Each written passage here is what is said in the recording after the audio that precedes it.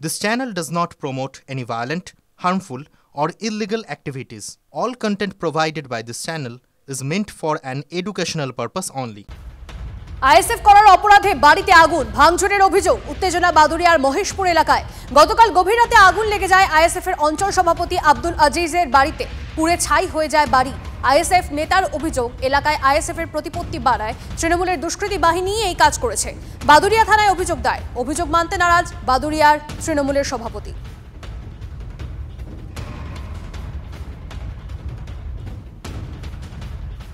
জল যন্ত্রণা থেকে মুক্তি নেই ঘাটালে। নৌকা ও ডিঙি চড়ে চলছে যাতায়াত। চরম সমস্যায় বানভাসী এলাকার মানুষজন। ঘাটালে বন্যার জল থমকে থাকলেও চন্দ্রকোনায় কমছে কেঠিয়া নদীর জলস্তর।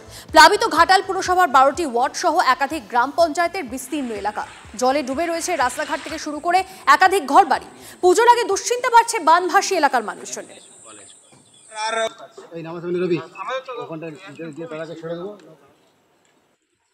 ডাল ডাল আলু আর বিস্কুট, স্বর্ণশিল্পী আর বিধায়ক শীতল কপাট দিচ্ছে।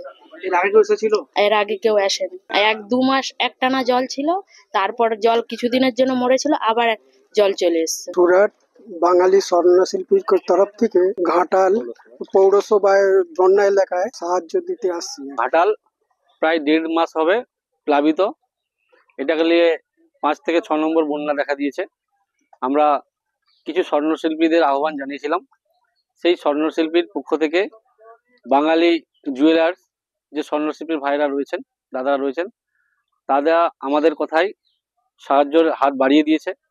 ঘাটালের জল খুব কমে, সামান্য ধীরে কমছে, থমকে গেছে জলটা, কিন্তু মাখা পয়েন্টে জল অনেকটা কমে গেছে। যদি আর বৃষ্টি না হয় তাহলে হয়তো আজকে সন্ধ্যা থেকে দ্রুত গতিতে নামতে শুরু করবে জল।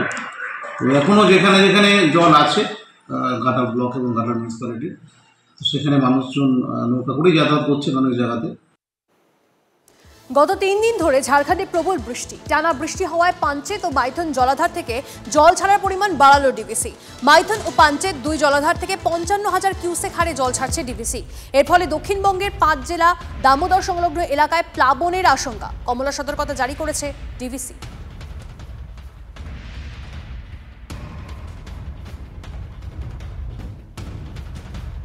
সুন্দরবনের গোসাবায় কংক্রিটের নদী বাঁধে ধস। ভাঙন নিয়ে দুশ্চিন্তায় গোসাবা ব্লকের বালি 1 নম্বর পঞ্চায়েতের বাসিন্দারা। বাঁধের প্রায় 135 মিটারের মতো অংশ ধসে চলে গিয়েছে গোমর নদীর গর্ভে।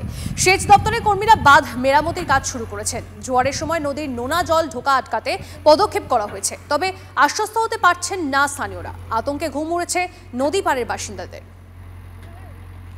এখানে গভীরতা বেশি, যার ফলে এখানে ফাটলটা হুটপাট করে মাটিটা বসে যাচ্ছে।